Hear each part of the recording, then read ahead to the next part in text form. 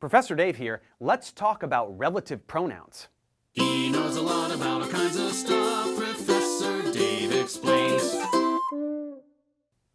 We've learned about pronouns in Italian, so it's time to look at relative pronouns, or pronomi relativi. Just like the other pronouns we know, relative pronouns will replace a noun in a sentence. The word relative comes from Latin words re and latus, which mean that brings back. And for this reason, a relative pronoun is closely connected with the word that it precedes, called the antecedent. This construction conveniently avoids the repetition of the same word, and is a nice way to link two sentences that would otherwise be independent. For example, we could say, "The cake is on the table. I love the cake." But instead, we can turn this into one sentence by saying, "I love the cake which is on the table." The relative pronoun which links the two clauses. Similarly, we could say, "You are driving the car. I love the car." Or more simply, "I love the car which you are driving."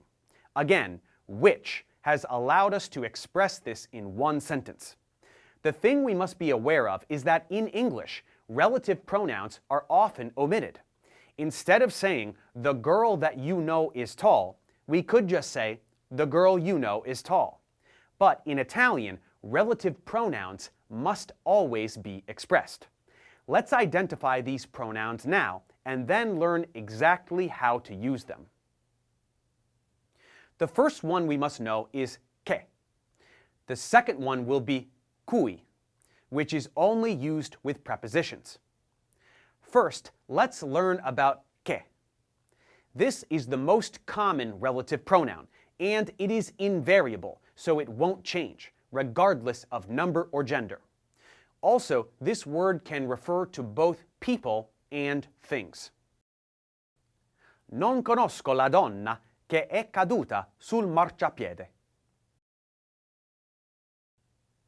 Il libro che hai comprato è un bestseller. First, notice here that che is invariable. It may refer to both a person and a thing. In addition, che is a direct pronoun, which means that it may act as a subject or an object. It can describe the main subject or introduce a totally new one. And we must note that no prepositions are allowed with che. But let's see some examples and take note as to whether che is describing the main subject or introducing a new one. La ragazza che è entrata è bella. La ragazza che vedi è bella. In the first one, the subject in both clauses is the girl herself. The girl entered and the girl is beautiful. In the second one, the subject of the main clause is the girl, but the subject of the relative clause is you, as can be seen from the ending of vedere. Let's do another. Gli studenti che sono in classe sono diligenti. Gli studenti che conosci sono diligenti. Same thing here. The students are the subject in the first, but an object in the second, with the new subject now being tu, which is implied in the form of the verb. I libri che sono nel negozio sono interessanti. I libri che hai comprato sono interessanti. Again, same idea as the other examples. Now let's move on to the second relative pronoun, cui. This is used every time we need a relative pronoun to follow a preposition. For example, parlare di means to talk about. The preposition di adds to the meaning of the infinitive parlare.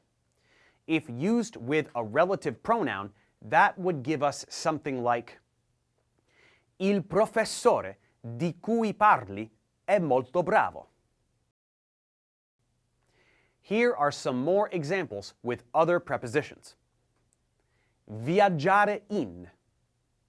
La macchina in cui viaggio è economica. Prestare a. Io non conosco la ragazza a cui hai prestato il libro. Lavorare per.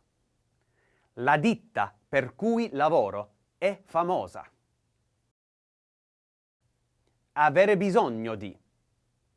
Il libro di cui ho bisogno è stato venduto.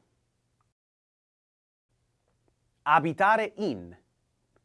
Hanno demolito la casa in cui ho abitato per tanti anni. As we can see, it is extremely important to know whether the verb in the relative clause requires a preposition or not, and if so, which one.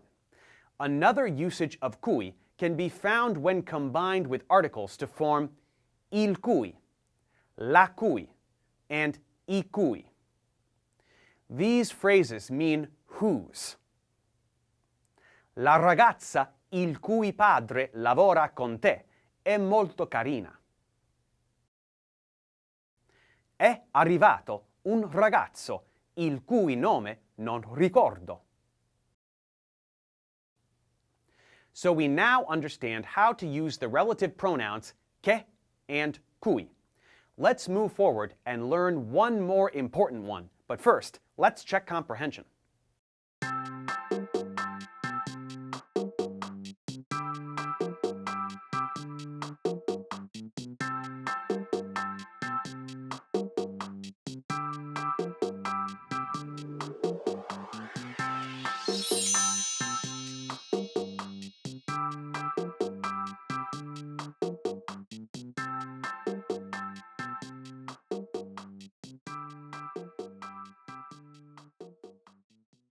Thanks for watching, guys. Subscribe to my channel for more tutorials. Support me on Patreon so I can keep making content. And as always, feel free to email me, ProfessorDaveExplains@gmail.com.